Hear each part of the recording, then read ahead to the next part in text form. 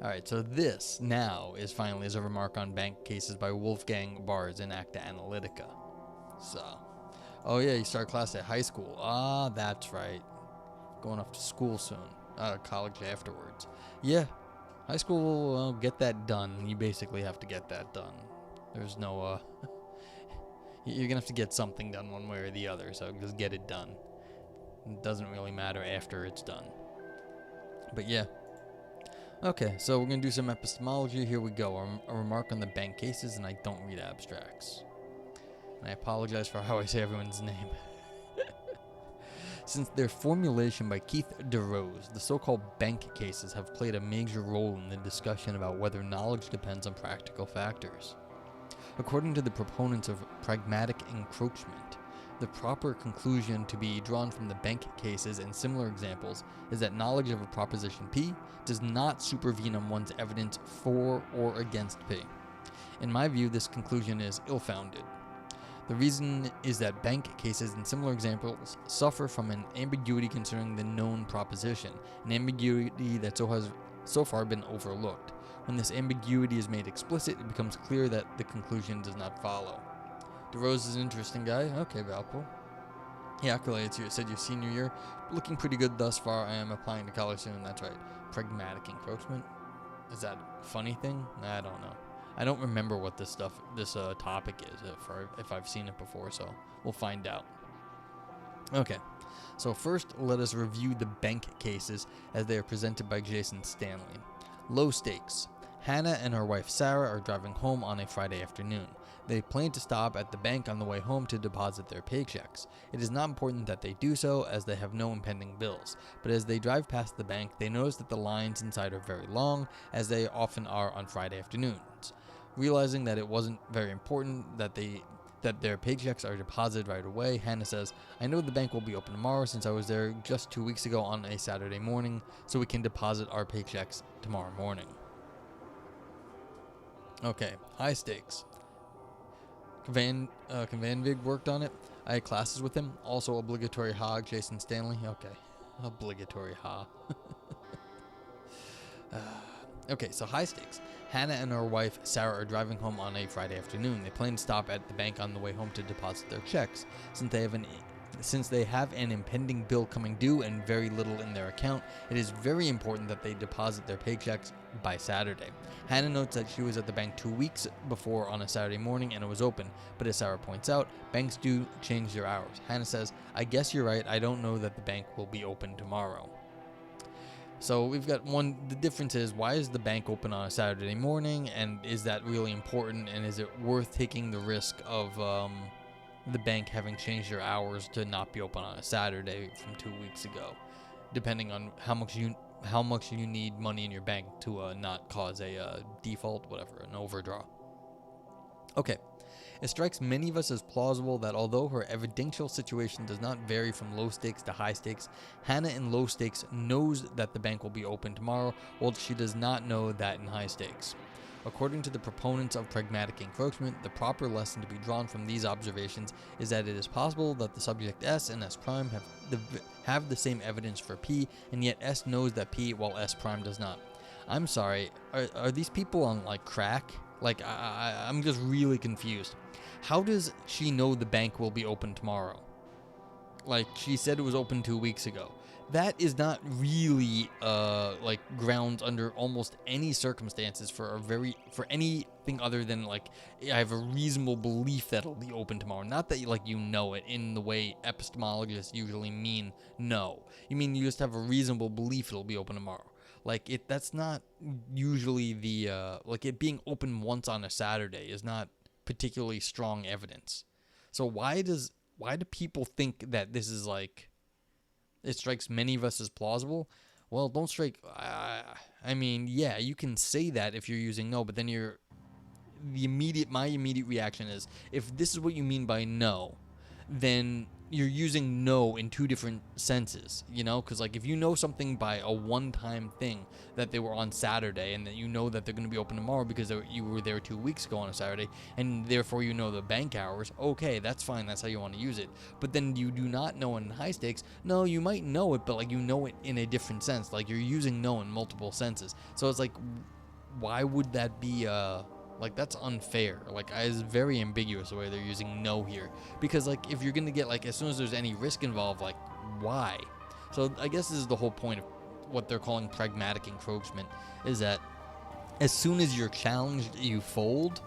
And then in that case, like, usually knowledge, you're not supposed to fold under, like, the lightest push, which this was. So it's like, I don't quite get that, but alright. Alright, continuing. Now notice that in order to be licensed to draw this conclusion, it has to be assumed that the proposition in question does not vary from case to case. However, that's exactly the crux of the matter. Yeah, I mean, if what it is to know, or what it is that the bank is open. In the bank cases, the proposition in question is expressed by Hannah's utterance, "The bank will be open tomorrow."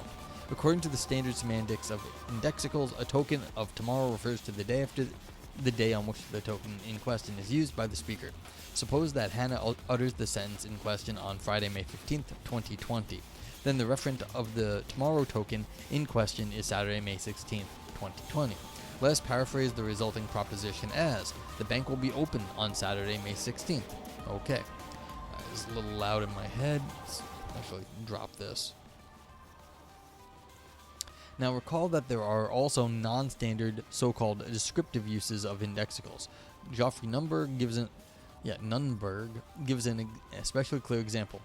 Condemned prisoner. I am traditionally allowed to order whatever I like for my last meal. In this case, the I doesn't refer to the speaker, since obviously there couldn't be any traditions that deal specifically with his last meal. Instead, it refers to the role he exemplifies. Thus, the condemned prisoner's utterance may be paraphrased as, "Whoever is in the same situation as I am now, namely a condemned prisoner, is traditionally allowed to order whatever they like for their last meal." Similarly for tomorrow. Drawn from an article in the University of Arizona newspaper that appeared on the Friday before the beginning of classes, tomorrow is always the biggest party night of the year. Yeah, so everyone here who has just started school, you could have partied it up real hard, the night before. Okay, or the last weekend. Then you have to, start paying attention, I guess, in class. Well, maybe at least. Okay, suppose that the sentence in question appeared in the University of Arizona's newspaper, which is actually known for partying. As far as I know, University of Arizona is famous for their partying culture. Okay, so assume that it appeared on Friday, May 15th, 2020. Then the tomorrow token cannot simply be taken as a device that refers directly refers to May 16th, 2020. Rather, the tomorrow token functions as a complex description that may be paraphrased as any Saturday before classes begin. Yeah. So, I mean, it kind of does and it kind of doesn't, but you can see that you can use generics. These are kind of what's called generics in philosophy of language, where you're talking about something in a more generic way. It's not just tomorrow, it's like the generic weekend before, well, is it called generics? Is that right? Alright, cancel that. I'm not going to call it generics, but these are, this is called, they're calling this, what is this calling it? Non-standard. Well, it is kind of a generic, like any weekend, any of the first weekends before this. So, okay, whatever. You get the idea. Or if you don't, let me know. But like, yeah, you're using tomorrow as implying any. It happens to be tomorrow, but any weekend that could have been the weekend before classes start. Okay. Now, if we read Hannah's use of tomorrow in her utterance, "The bank will be open tomorrow," in a descriptive sense and taking the appropriate contextual factors into account, the proposition expressed amounts to something like this: "The bank is usually open on Saturdays." So my diagnosis for the bank cases is as follows. Confronted with low stakes, we, the reader of the story, interpret Hannah's utterance in the sense of 2, whereas confronted with high stakes, we interpret Hannah's utterance along the lines of 1. Okay, so it's going to be open tomorrow versus the bank is usually open on Saturdays. The reason is that in low stakes, nothing depends on the bank being open on a specific day. Thus, our interpretation of Hannah's utterance relaxes, so to speak, allowing the possibility that the bank is closed on May 16th. In contrast, in high stakes, everything depends on the bank being open on May 16th, and so our interpretation of Hannah's utterance thus focuses on that specific day. Okay, yeah, so it depends on how you're taking it. That's what the author is saying, and that's a fair thing. Now, again, you might wonder exactly, who's doing the interpreting here. Is it Hannah? What did she mean when she said that? Versus the other person in the car, her partner, who is taking it differently. Like, who's the speaker versus who's the listener? But I don't know. Okay. So, let's see what the author says, though. Now, if two different propositions, 1 and 2, are at play in the bank case, the difference in knowledge can easily be explained without any reference to pragmatic features. Hannah's evidence, which is ex hypothesi, the same in high and low stakes, is sufficiently strong to warrant the acceptance of 2, but too weak to warrant the acceptance of 1. You may know on May 15th that the bank usually opens on Saturdays on the basis of recalling that you were there just 2 weeks ago on a Saturday morning, but you certainly cannot know on May 15th whether the bank will definitely be open on May 16th on that basis. Thus, the bank cases do not show that two subjects who are the same with respect to their evidence supporting the proposition P can differ with respect to their knowledge P.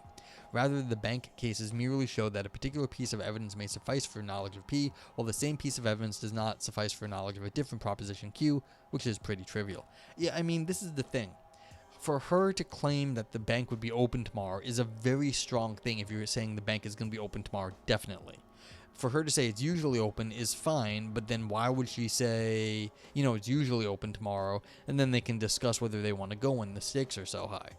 So, again, in the context, it does matter, though, what she actually, what she means by what she says in the context. I mean, is she an idiot? Does she not realize the stakes are high, when the stakes are high?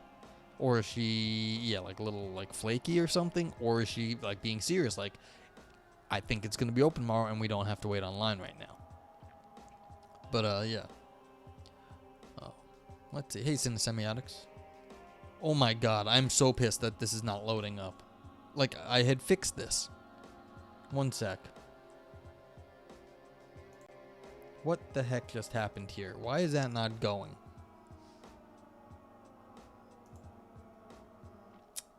Dag fucking nabbit.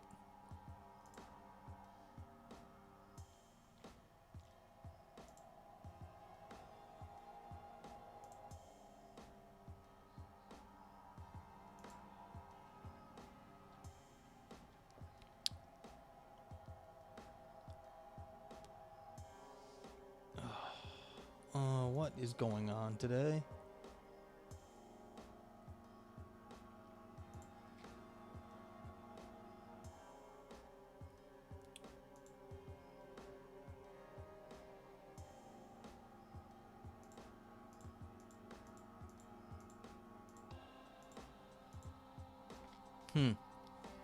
Yeah, because no. You didn't break something. I had, you had said last time that you wanted some new bits videos, and I had gotten some new bits videos, and I was like, I want my new bits videos to be playing, and they're not freaking playing. And that's really, really annoying. So, I just wanted to see what the heck, if I understood why this is not working.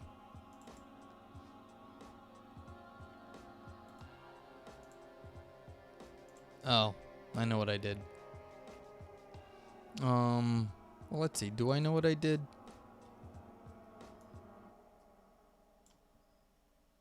No, I don't know what I did. I can't say. All right. Thank you, Cinesemiotics. I will not say that word, or I will not say it for 10 minutes.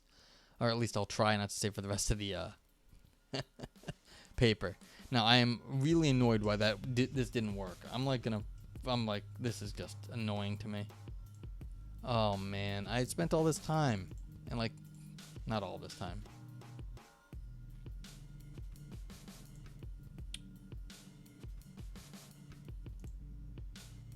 Huh. Yeah, it busted.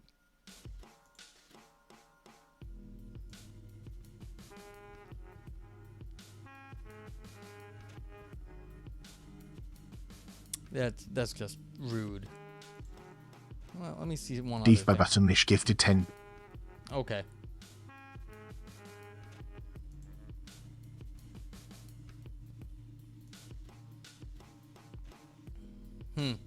Okay. Let me see if I... my fault. Okay. Okay. So, 5 yards penalty in sports ball. That was my fault. Okay. I think I fixed it. So if you donate again, you might see something different. Maybe. I'm not 100% sure if it'll work now, but I think I might have fixed it. Okay. So yes, welcome in Semiotics. We're reading a piece on epistemology and how that if depending on the situation you might interpret someone's meaning different, which would indicate their knowledge would be different. Now, I'm not entirely buying this at the moment because the way that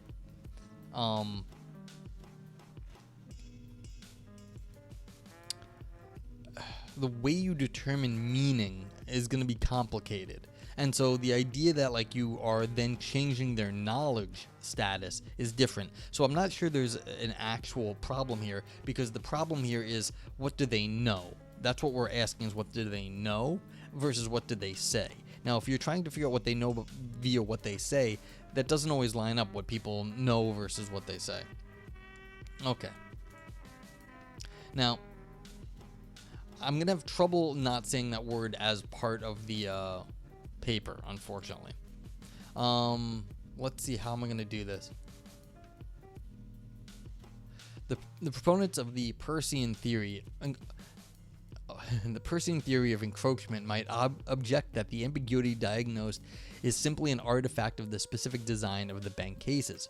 One might easily invent other examples supporting the case of the Peircean theory of encroachment, which do without sentences involving ambiguous indexicals. However, this objection misses my point, which is not that the examples supposedly supporting the case of the Peircean theory of encroachment suffer from an ambiguity concerning indexicals, but rather that they suffer from an ambiguity concerning sentences. Okay, I mean, the problem is I kind of need to say the word because it's being used in a way in the paper that is in a technical sense, and so I feel bad. I'm gonna have to refund your money there. Because if you wanted to do something when I'm talking, that's one thing. When I'm trying to quote somebody else by speaking, it is another. So I should make a caveat on that one. Yeah, because it's going to screw up the paper is the problem here. Yeah, I'm sorry about that. Thus, the strategy I propose is not to diffuse those examples by disambiguating the meaning of indexicals, but by disambiguating the sentence meanings. In order to get an idea of how this strategy might work in other cases, let us take a look at an example taken from Jeremy Fantle and Matthew McGrath. Jeremy is at Back Bay Station in Boston preparing to take the commuter rail to Providence for vacation. He asks a man, does this train make all those little stops in Foxborough, Attleboro, etc.? It does not matter much to Jeremy whether the train is express or not. The man answers, yes, this one makes all those little stops. That's what I was told when I bought the ticket. Jeremy believes what he says. Since Semiotics says, I was just hacking the system as always. It's okay. It was not trying to be whatever that thing is. 8-pointed black star. Okay. Not trying to be a hole in the chat. Okay.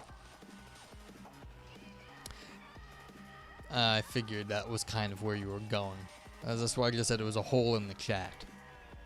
And I guess I would make chat an ass. Okay. It is of dire importance that Matt gets to Foxborough, and the sooner the better. While he has a ticket that gets to Foxborough in 2 hours, which is just in the nick of time, a train rolls into the station and he overhears the conversation above. Matt thinks to himself, that guy must have misheard. After all, he doesn't care, so he probably didn't pay careful attention. I better go check it out myself. Again, it strikes many of us as plausible that although their evidential situation is the same, Jeremy knows that the incoming train will stop at Foxborough while Matt doesn't. I find this so weird. How is the word "no" being thrown around this casually? You have one person that said they heard something. This is so strange to me that this very loose theory of knowledge. It's like you have a reasonable belief. Why does anyone think no one even in like justified true belief, thinks you have a justified belief. No one has any damn clue if this is true. So this doesn't even hold up under JTB theory. Under a like reasonable belief, usually that doesn't rise to the level of knowledge. Fascist? Yes, I accept being a fascist. Fascist is always great for the person at the very top of the fascism. So, according to the proponents of pragmatic encroachment, the knowledge difference is due to a variation of pragmatic factors. While the stakes for Jeremy are low, they are high for Matt. According to the strategy I propose, the knowledge difference is due to the fact that Jeremy and Matt are related to different propositions. While in Jeremy's case, the proposition in question might be paraphrased as, it is more or less likely that the incoming train will stop at Foxborough, and the proposition in Matt's case is as follows, it is beyond any reasonable doubt that the incoming train will stop at Foxborough. Yeah, see, this is the thing. They're not talking about the same thing, and so it's like, why are you calling this knowledge? It's interpretation of sentences. Now, I'm with the author here. I think they're going in that direction, but I find this so weird that anyone else is taking this as a, like, philosophical theory of knowledge, that you overhear something, and then you're going to call that, oh, I know that now. You know, one guy said one thing once, and he wasn't even that forceful about it. Okay.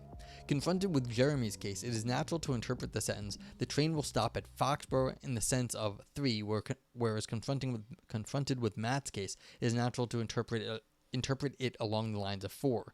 The reason is that in Jeremy's case, nothing depends on whether or not the incoming train stops at Foxborough.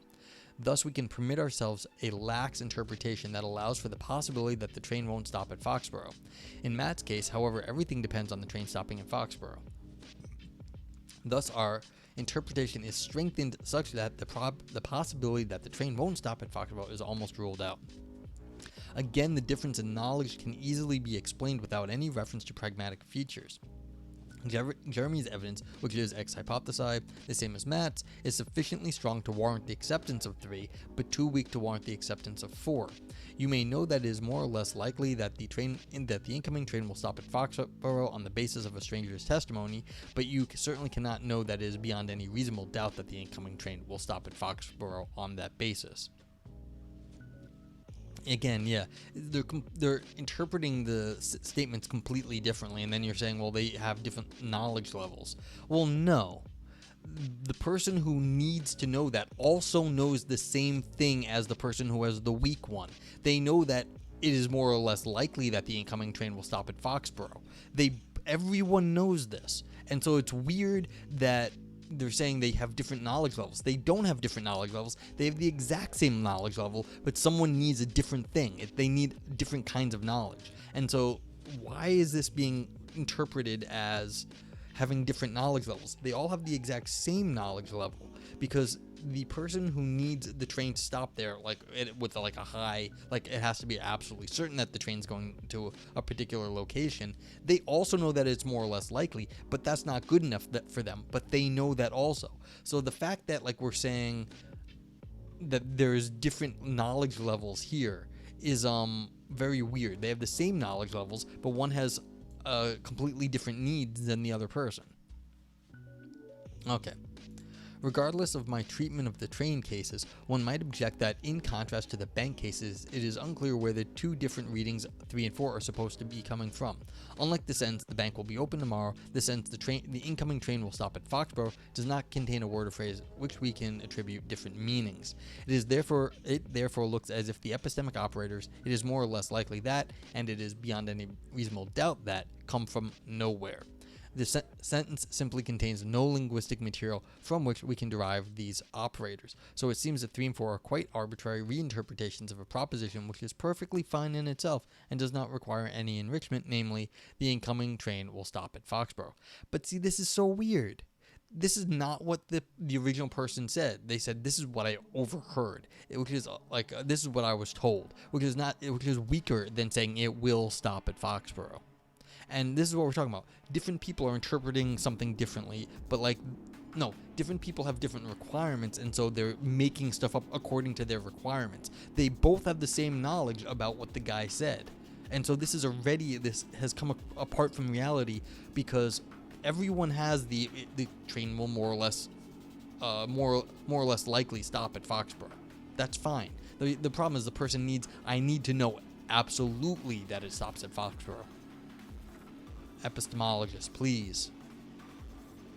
The only way to avoid the impressions of arbitrariness, it seems, is to claim that the sentence, the incoming train will stop at Foxborough, though syntactically well-formed, is semantically incomplete, rather like John is tall, just as sense John is tall does not express a complete proposition unless a reference class is specified. The sentence, the incoming train will stop at Foxborough, does not express a complete proposition unless the subjective probability of the described fact occurring is specified.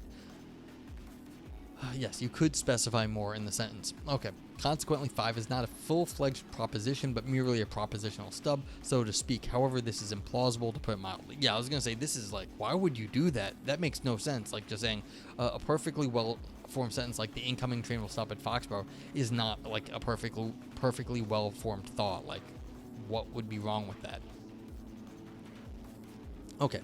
To overrule this objection, recall that there are at least two types of sentential semantic indeterminacy, one of which results from the absence of conceptual components required to achieve full-fledged propositionality, and the other from the abundance of available interpretations of a sentence that is already complete in its propositional regards. A perfect example of the first type of indeterminacy is John is tall. Unless a reference class is specified, it does not express a full-fledged proposition. The second type of indeterminacy is nicely illustrated by you're gonna die. You're not gonna die.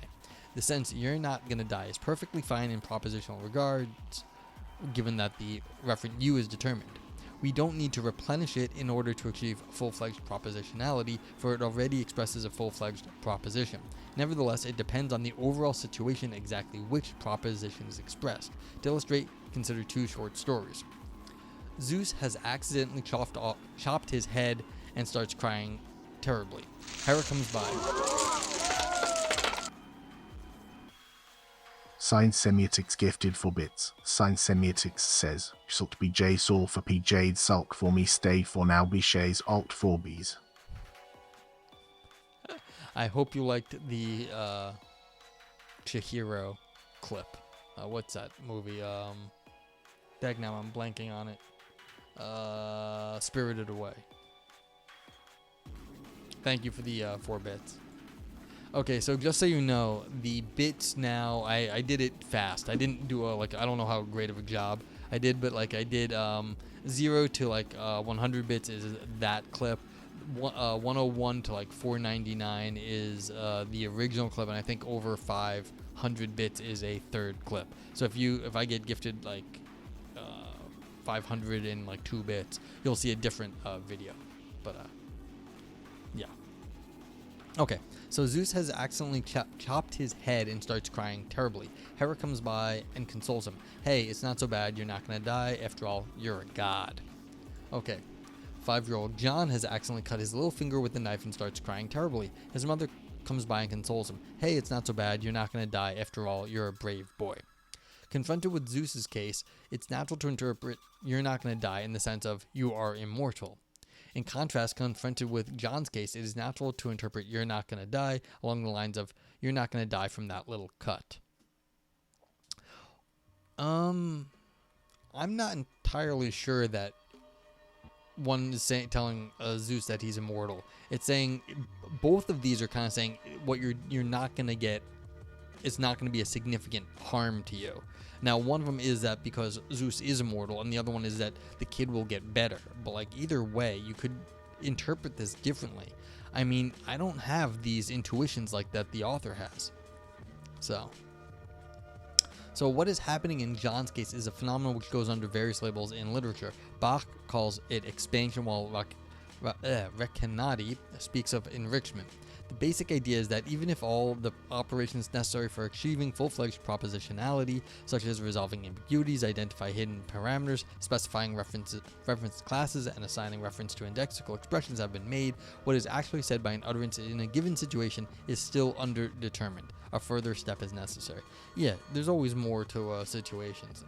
People have been relying on context for way too long, and they just have to realize that that's just a black box. Context is a black box. When you refer to it, that means you've given up. This is throwing in the towel. You say, and there's more. It's like entropy. It's just like that little bit of something that keeps the universe going. And that's what context is in a lot of these things. And it shows up all over the place. These sorts of like little, yes, it's all this stuff that we have plus a little bit more. But like this is what, there's no way to get rid of it currently. And so I'm just wondering what the author thinks they're going to get out of this. To be clear about what exactly is happening here, let us look at John's case in semantic slow motion, so to speak. It is helpful to distinguish between 3 steps. First, we deal with the uttered sentence containing an indexical expression, "You're not gonna die." This sentence has a conventional meaning that is constant across all utterance contexts and might be approximated by "the person addressed in the situation at hand won't die." Alright, let's just let this go. Following Kaplan 1989, this might be called the sentence's character. However, the sentence's character does not provide us with a complete proposition, a truth of valuable content, until the referent of the word "you," that is, the person addressed in the situation at hand, is specified. This leads us to the second step. Since we gather from the story that the person addressed in the situation at hand is John, we assign John as the referent of the word "you." In a certain sense, we have no choice in making this assignment. It is dictated to us by the conventional meaning of the word "you." Due to its conventional meaning, the word "you" clings to the person being addressed by the speaker in the situation at hand, whoever that person may be. In this way, the non-truth valuable meaning of the uttered sentence is transformed into a proposition which might be approximated by "John won't die." This, one might say, is what the mother's utterance literally says. However, it is obviously not what she actually says. Reminds you of Reservoir Dogs? What part of Reservoir Dogs? Oh, was it they all making fun of, what's his name? Yeah, Mr. Pink or whatever it was. In the situation described, the mother does not tell her son that he is immortal. Thus, the transformation of the non-truth valuable meaning of the sentence "you're not gonna die" into a truth valuable proposition by assigning a reference to the expression "you" is still not sufficient to arrive at what the mother actually says. We have to take one more step, step 3. At this step, we are no longer bound by the dictates of the conventional meanings of the expressions occurring in the sentence uttered. It would not help, for example, if we searched the context for more reference which the expressions occurring in the uttered sense cling to by virtue of their conventional meaning. For except "you," no other expressions occur in the uttered sense to which we could still assign reference. Moreover, it would not help to disambiguate the predicate "X won't die," or to identify a hidden parameter, for the predicate is neither ambiguous nor in need of identifying a hidden parameter. Cinesemiac says they tell him he's not going to die, but then privately Keitel says he's definitely going to die. It's a confrontation of virtuous lies. Oh, is that at the end? Oh, yeah. Trying to remember my Reservoir Dogs. Yeah, the undercover cop. Yeah, Tim Roth, that's right. Yeah. That was a very climactic ending to a movie. Yeah. I just keep thinking X gonna give it to you this whole time in this paper. I don't know if anyone out there is gonna get the reference, but I'm from New York, so X gonna give it to you. Is how I'm thinking about this. Who is X in that sentence? Semantically, everything is fine with the predicate "X won't die" is true exactly if there is no time t such that X dies at t, period. But nonetheless, the proposition resulting from the replacement of the predicate's free variable by John does not correspond to what the mother actually says for her son. Thus, we have to depart from what the uttered sentence means in the literal sense and look for something that does not seem to be suggested by the conventional meaning of the expression involved. We have to instead look at the overall situation from a more general perspective and freely consider what the mother might want to communicate with her utterance. That is, we need to take a perspective that does not consider the situation merely as a collection of items from which the indexical expression are assigned their reference. Rather, we need to look at the situation as a meaningful whole, take into account what the people involved might be thinking, what their intentions might be in light of what has happened, etc. Okay, so this whole fucking thing right here is all to say you're not going to figure out everything that's being said by looking at the words involved. This whole time. That's all this is not a, they spent a lot of time saying this. In this way, we arrive at the proposition actually expressed, which might be approximately paraphrased as, John won't die from this little cut. The 3-step procedure described may be simplified as follows. You got the utterance, you're not going to die, and you understand what it kind of means. The sentence meaning is you replace the all the ambiguities in the sentence, and you try to figure out what exactly the person addressed in the situation at hand won't die. Then what you literally said, you replace the person addressed with all the free variables with the actual people, and then what actually won't is that you need to reinterpret this sentence from here to there. Hey, Evolve Yourself, how you doing? We're doing a little bit of epistemology and philosophy of language, and as per usual, since I know a lot of epistemology and I hate other epistemologists, this is just pissing me off, which I knew when I was getting into it, so it's enjoyable. So for me, it's like righteous anger. Like, you motherfuckers, you're just butchering everything. Like, come on. So hope you're doing well. Let's give our buddy Evolve Yourself a little shout out here. Yes, our alerts are working now, thankfully. Evolve Yourself is also a philosopher. He's a metalhead. He is a chess instructor and chess streamer. But as far as we're concerned, he also does philosophy of mind, science, and metaphysics. But most of the content, if you go over there, is meditation, a little like balancing. So you can get yourself, evolve yourself. You're getting the full mind, body, spirit sort of like treatment over there. All good stuff. You can do like the chess analysis, so you're getting like straight up logic at that point. You're doing, relaxation, so you get yourself calmed and focused.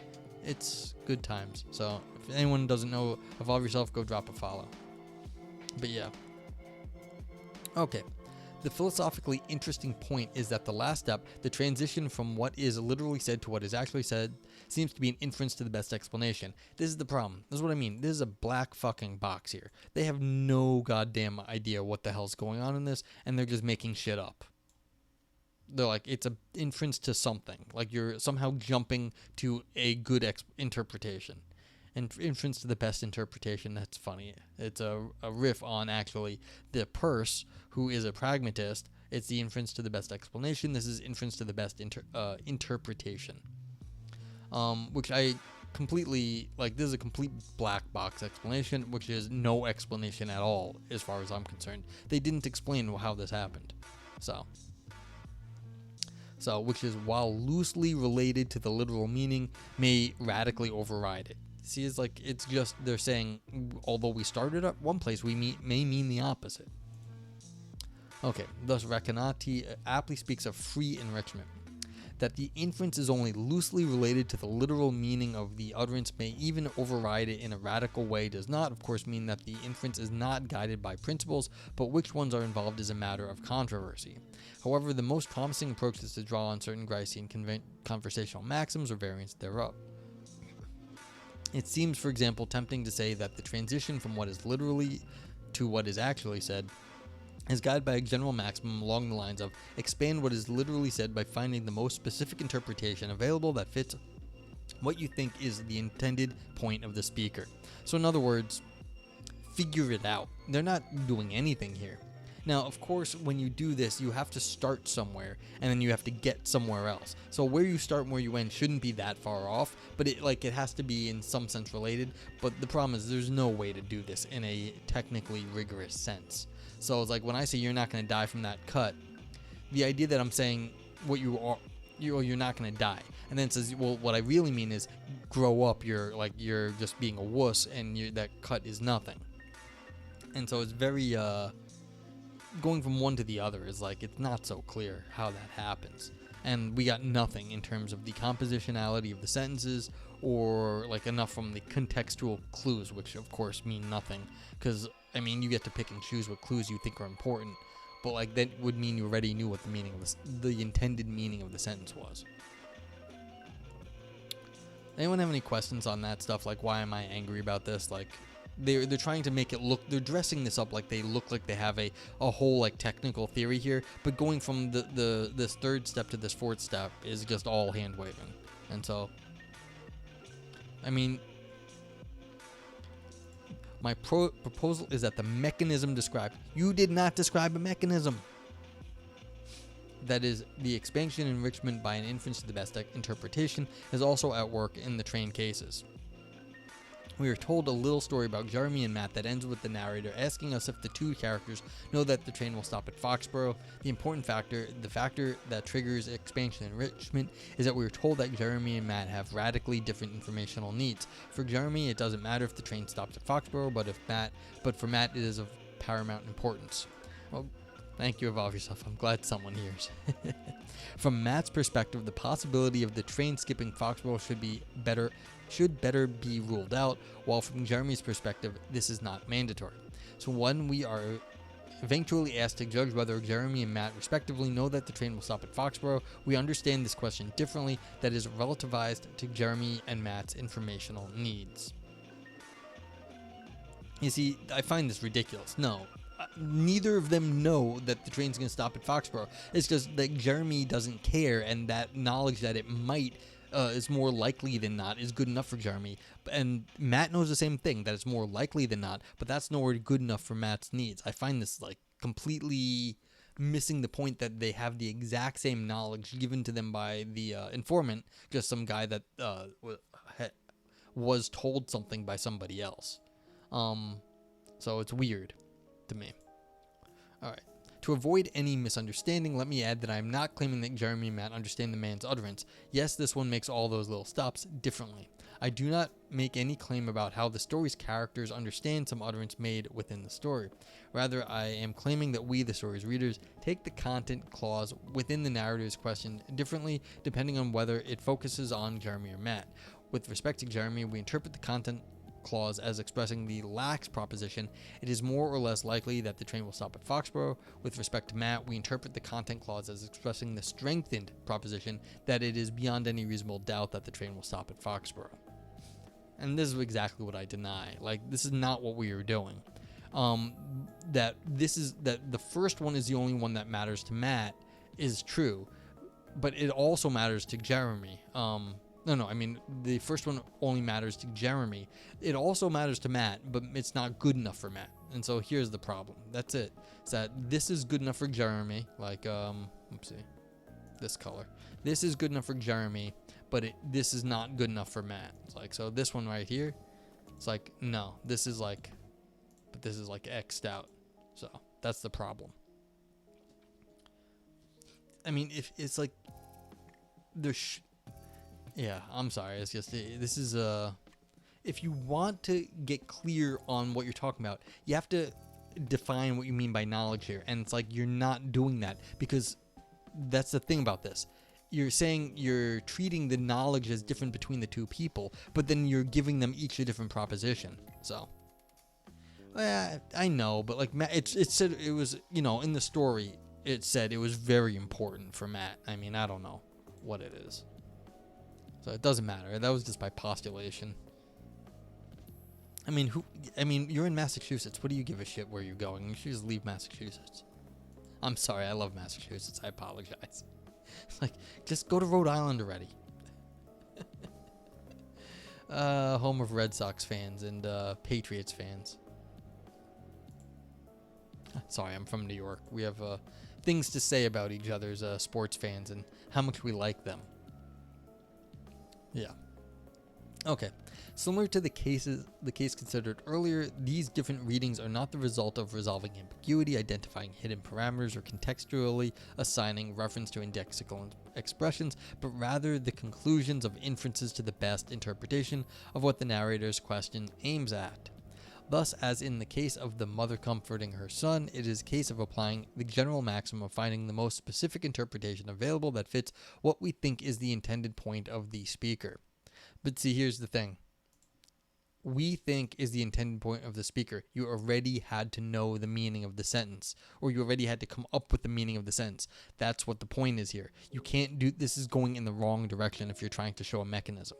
So this is not an explanation. This is just a description of what's going on, but it's not explaining anything. Okay, Since we cannot help but assume, based on what we are told, that Matt needs to be in an epistemic position that allows him to rule out the possibility of the train not stopping at Foxborough.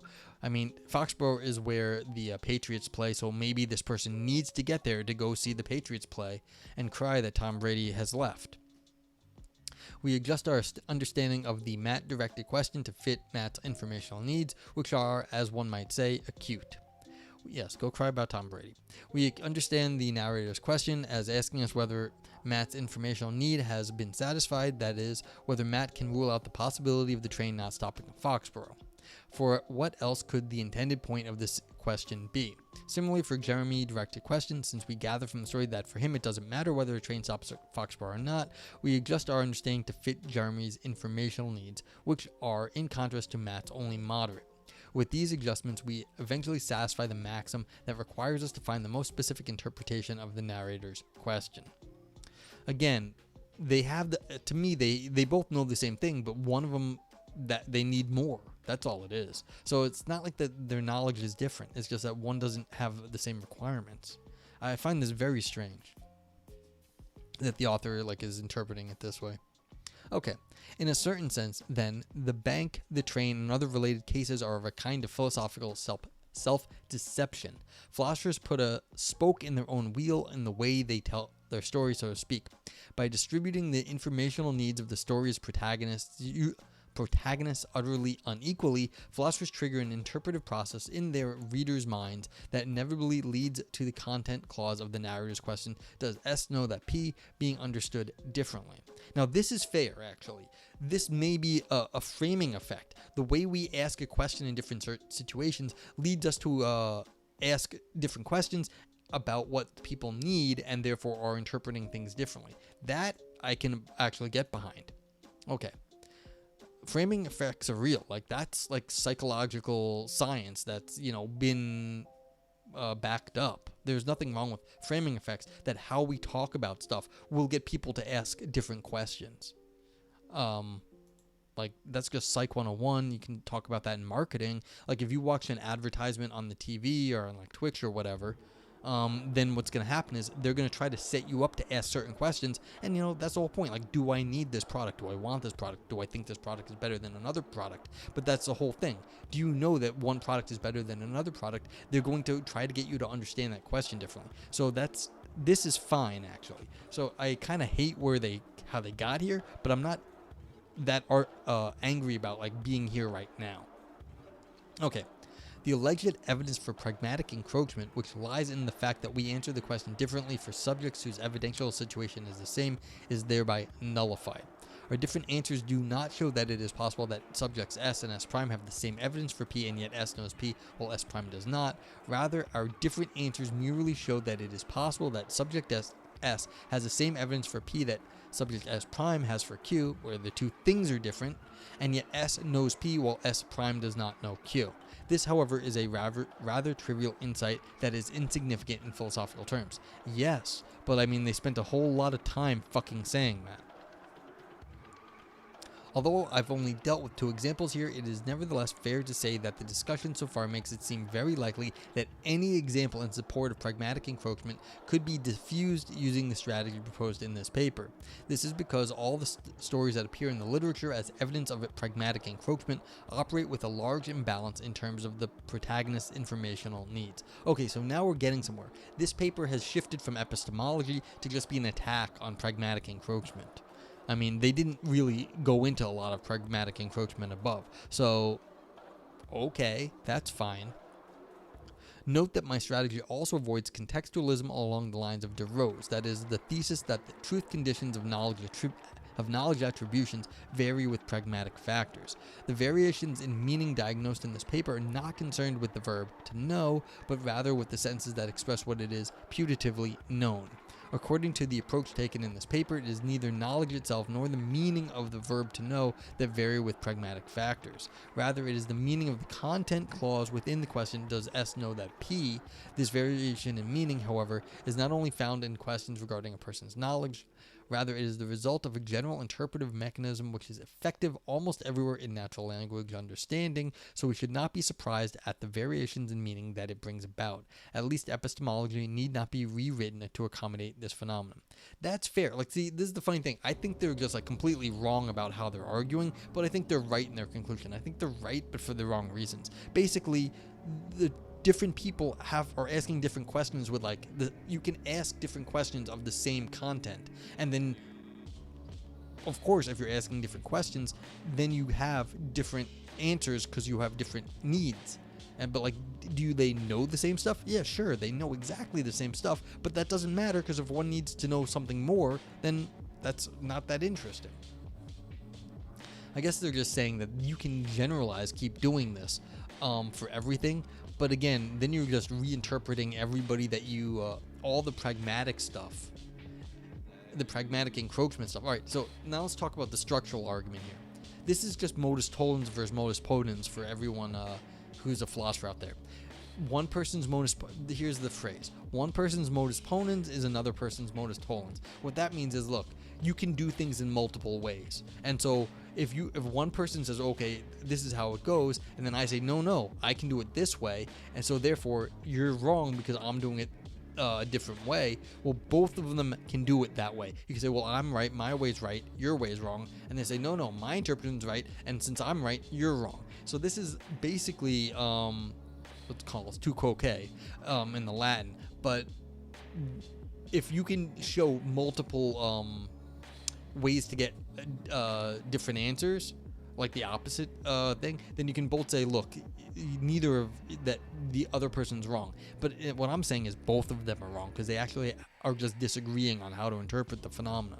Now, is it this because the authors here did not establish a actual mechanism. They did this inference to the best interpretation thing, which is black box, as I said. That's not a good explanation. They're just saying, look, this is just what happens. So that means they don't have a mechanism any better than the other people. It's black box. So anytime someone is stating stuff like this, where it's just saying, no, I've got the right mechanism, but they don't actually give you a mechanism, they're not on any better footing than the other people. Maybe you do like one explanation better than the other, but nothing in this has given me a philosophical reason to buy this interpretation over the pragmatic encroachment people, because the mechanism here, like this general interpretive mechanism, there was no content there. It was just keep expanding until you get a interpretation you like. That was it. Okay, and like, this is going to be the end soon too, so I don't think we're going anywhere. Let's find out. My previous reflections had a conservative thrust. Knowledge, I concluded, does not depend on practical factors. The impression that this might be the case is due to the particular design of the examples, which triggers different processes of expansion and enrichment of the putatively known proposition depending on the respective informational needs of the protagonists. Yeah, I mean, this is right. What you're looking at the respective informational needs, and then you're making your decision. I don't really like what they're talking about, but this is what is critical. What are these people looking for? That is what matters. Okay, accordingly, the thesis that the pragmatic encroacher wishes to undermine remains untouched. It is impossible for two persons S and S prime to be in possession of the same evidence for P, yet S knows P while S prime does not. One might argue, however, that this conservatism comes at a high price, for it seems that we have to give up the traditional approach to natural language semantics. According to the traditional approach, the truth condition of an utterance depends solely upon its syntactic structure, the conventional meaning of the involved expressions, and the context of use, in the meager Kaplanian sense of a collection of items from which the reference of indexical expressions are selected. Yeah, I mean, yes, you're not going to get all of language just building it up from the pieces. Like, who really thought that actually? Like, what serious person thinks that they can build everything in without appealing to something else? You got to worry about people like that, actually. They think that we've got all of language solved already. Like, that's not true. That's just wrong. Okay, if what I've just said in the preceding passage is correct, it ain't, then the truth condition of an utterance seems to depend on much more. Before this. It seems to depend on much more, on how much the situation evolves, what the people acting in the situation might be thinking, what their communicative intentions are, etc. It therefore looks as if I am simply shifting the buck from epistemology to philosophy of language. Yeah, I mean, if you're just going to appeal from... That's right, they're shifting the buck, saying, oh, the philosophy of language is going to solve the meaning problem. It's not going to, though. They can't. The defense against pragmatic encroachment with respect to knowledge thus only succeeds at the price of pragmatic intrusion with respect to semantics, or so it seems. I mean, how are you going to explain all of language just in formulas? It's not going to happen. Come on. Or it ain't happening anytime soon. I'm not going to say it's not going to happen, but it's not happening now. Okay. Author says, I think that this objection is rooted in a misunderstanding. However, first allow me to point out that the fact that I've used terms like expansion, enrichment, and inference to the best interpretation in the foregoing does not mean I endorse the semantic theories of the people who coined these terms. I have used those terms merely to describe a particular phenomenon that occurs in the course of interpreting utterances, but I did not intend to imply that I agree with everything that Atlas, Bach, Levinson, and Recanati say. Second, and more importantly, the three-step process I described above is a reconstruction of what interpreters do when they try and figure out what a speaker is saying by uttering a sentence on a given occasion. It describes a sequence of psychological processes by which the hearer decodes what is said by a given utterance. I mean, this is weak, and I see a reviewer objected that this is incorrect. Maybe that's fine. It's not a big deal, I think, in the course of the paper, though. In contrast, the traditional approach to natural language semantics does not provide a description of what interpreters do when they interpret an utterance. It does not provide a description of psychological processes. Rather, it is the formulation of a mathematical procedure that takes certain abstract entities, pairs of semantic representations, and context of use in the Kaplanian sense, which is minimal and not so bad, as input, and gives certain other abstract entities, functions, and possible world and gives certain other abstract entities functions from possible worlds to truth values as output. Note that semantic representations are not the same as utterances. Rather, they are formulas that are completely unambiguous in syntactical terms such as bracketed structures or label trees, which are used in linguistics. Okay, and now the hand waving has been completed.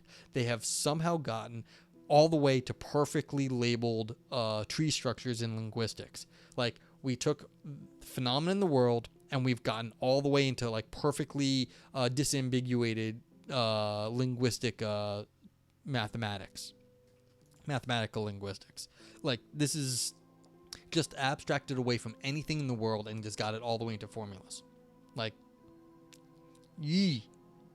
I do not like. Okay. Of course, this does not mean that the mathematical procedure cannot be applied to utterances. On the contrary, on the assumption that the pair of semantic representation R in the context C, the set R, C, is an appropriate representation of an utterance U, the mathematical procedure can be used to assign to U the very function from possible worlds to truth values, which gives it the output for that. So in other words, if you have the full mathematical representation of reality, can you assign the truth value that says, is this what reality looks like? Yes, you can. That's the trouble. We don't have that fucking thing. We never have that. We have to go from some like very messy situation and say, then can we figure out the truth? And that's not so clear. But if we already have the perfect mathematical representation of reality just sitting there in in this little formula R here, like, oh, it's right here, and here's the context, and all the information we need is in these two things, it's like, yeah, if we were handed that at the get-go, we are never handed that at the get-go. So the crux of the matter, however, is that the mathematical procedure does not tell us which pair of semantic representation and context is an appropriate representation of a given utterance. Yeah, it's like which one's which. This is something that lies beyond the scope of mathematical procedure. It would therefore be a mistake to think that the phenomenon of expansion and enrichment poses a threat to the traditional approach to natural language semantics. Okay, so they're just arguing, saying, look, that you don't always have this, and so you can't always guarantee the other people can do it either. So basically, this person has not given a mechanism, but they're just saying the other people don't have a mechanism either. So they've undermined both their arguments. I don't think the author realizes this. to make this last point as clear as possible, let us revisit Jean's case once again. The mathematical procedure does not give us an answer to the simple question, what does the mother actually say by uttering the sentence, you're not gonna die? Because as previously stated, the mathematical procedure does not take utterances as inputs. However, the mathematical procedure does give us an answer to the conditional question, what does the mother actually say by uttering the sentence, you're not going to die, assuming that a particular semantic representation and context pair is an appropriate representation of her utterance. Thus, in order to apply the mathematical procedure to the mother's utterance, we must first have already decided which semantic representation and context pair is an appropriate representation of it. Yeah, if you already have it, it's fine. This decision cannot be brought about by the mathematical procedure itself. It is something that must be brought about before. Destroying an argument is easier than creating one? Oh, absolutely. Absolutely. Trying to poke holes in things is way easier. I mean, try to make something that has nothing that can be poked holes in, way harder. I mean, I usually try not to poke so many, I try not to poke so many holes, except if I get, annoyed about stuff. But, yeah. I try to represent things in the most charitable possible light. But it's just funny to me that this person's been trying to poke holes in their opponent and didn't realize that they're just poking holes in themselves at the same time. Okay. So you have to decide what the meaning is before the mathematical procedure is put into operation. This is precisely where the three-step process described above comes into play. There is no process described above, it's only description. The decision with which semantic representation and context pair is an appropriate representation of the mother's utterance is a result of an interpretive process that begins with understanding the literal meaning of the words uttered, continues with the completion, saturation, and finally culminates in expansion and enrichment. Thus, from the viewpoint of the mathematical procedure, expansion and enrichment is located on the same level as other preparatory measures, such as the resolution of ambiguities or unpacking of ellipses. Like those other preparatory measures, they play no role in assigning a function from possible worlds to truth values to the mother's utterance. That's nice that you say that, but you did not show that in your paper, author here. This assignment is done by the mathematical procedure quite automatically without taking the overall situation or the speaker's beliefs and intentions into consideration once it has been decided which semantic representation and context pair is an appropriate representation of the mother's utterance. Yes, once this has happened. When did this happen? Once it has been decided. In short, the phenomenon of expansion, enrichment, and the traditional approach to natural language semantics can peacefully coexist. The former describes a psychological process that occurs in the course of utterance understanding, the latter a mathematical procedure that operates on abstract entities. Thus, the objection raised above is unfounded. I am not shifting the buck from epistemology to the philosophy of language. My defense against pragmatic encroachment with respect to knowledge does not entail pragmatic intrusion with respect to semantics. Epistemology and bank cases. You know, this is one time where I might have done better to read the abstract, because it seems like they were talking about epistemology a lot, but they were really just trying to poke holes in someone else's argument. I found it funny, though, because their argument also was not any better. It was just, it suffered from the exact same structural problems that the bank case, their opponent, the bank cases from Keith DeRose was making. So...